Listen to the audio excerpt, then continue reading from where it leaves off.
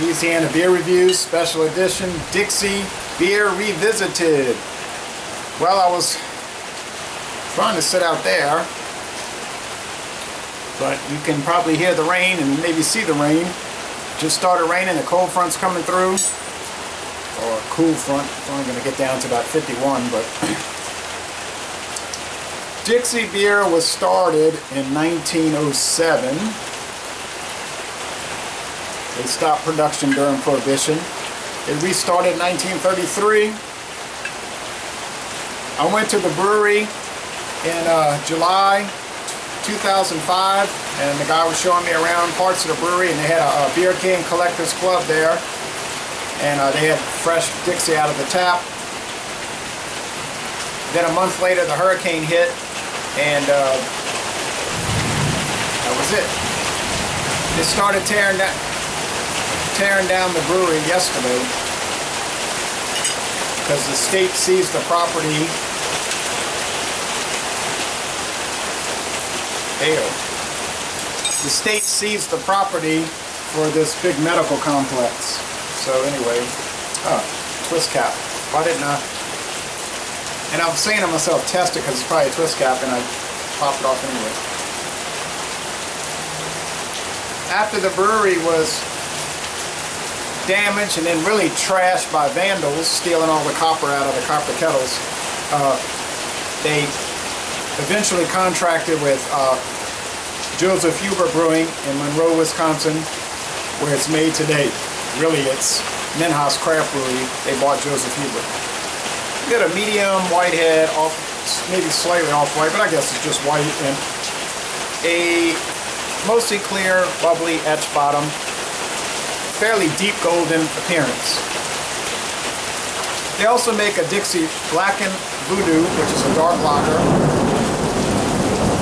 Dixie Jazz Amber, a light lager. They used to make Crimson Voodoo, a red beer, but they stopped with that.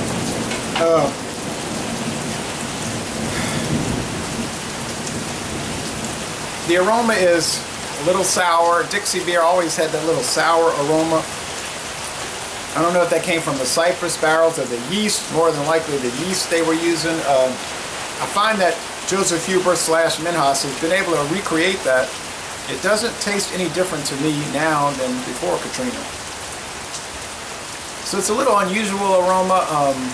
Dixie always did have a little different, kind of old, and I don't mean like the beer was old, but like an old style, more roasted aroma and flavor. Let's go with the flavor.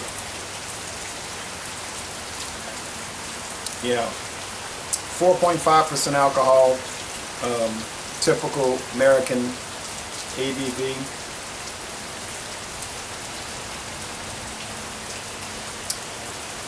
Get the barley malt.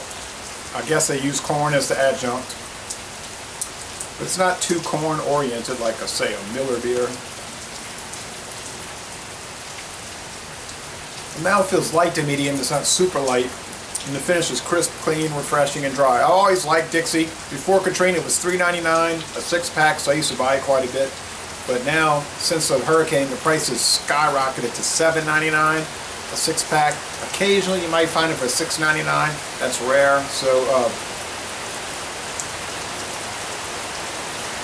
I don't buy it really anymore. I think it's a very good beer. I give it a B+. I'm not going to say excellent, but it's certainly very good and enjoyable.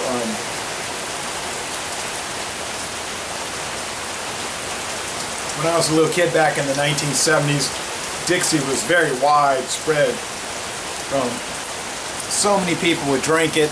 And then in the 80s, when the major light beers started to take over the market, Bud Light, and then later Coors Light, and of course Miller Lite, which is already in place by the 80s, that deteriorated Dixie's market share, and they got so cash poor that when the new can designs came out around 1996 or 7, they couldn't even afford to replace their canning equipment, so they stopped making cans, and they lost half their audience because you know some people only buy canned beer.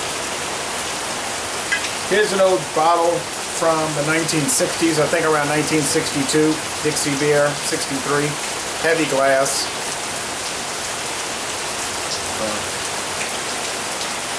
certified premium, whatever that means. Here's a can from probably 1976, 77.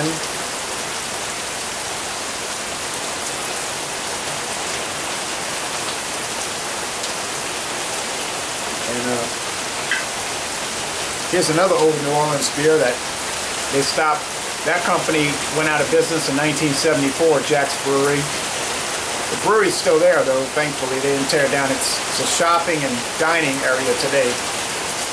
Pearl Brewing bought Jack's, but they never did much with it. The last time I saw any Jack's beer sold was 1996. So if you ever get a chance, try Dixie. I think you'll like it. And I'm going to end this review by saying y'all come on down to rainy southeastern Louisiana.